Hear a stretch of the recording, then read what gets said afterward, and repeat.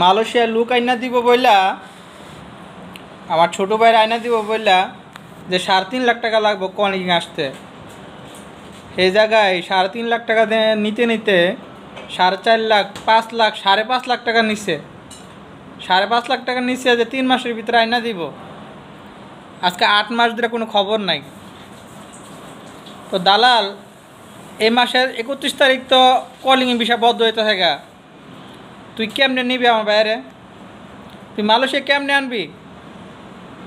তুই যদি মালয়েশিয়া নিতে না পারস তোর অবস্থা কী হইব? তোরে পাইলে আমি কী করবো ক?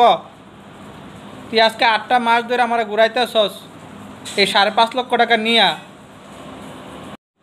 তুই আজকের ডেট পরে, কালকা ডেট পরে, 1 সপ্তাহ পরে ডেট পরে এভাবে আমার ঘুরাইতেছস।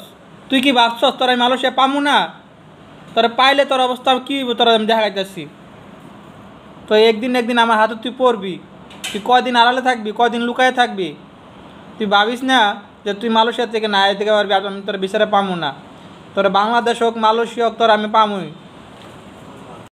তুই যদি 31 তারিখের ভিতরে আমার বাইরে মালয়েশিয়া আইনা না দেস তাহলে তোর অবস্থা অনেক খারাপ হইব।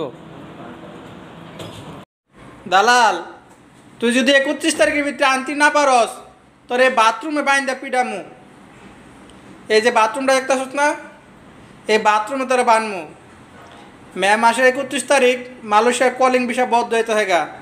তুই যদি 31 তারিখের ভিতরে আনতে না পারস তাহলে তোর অবস্থা বাথরুম হইব তোর ঠিকানা।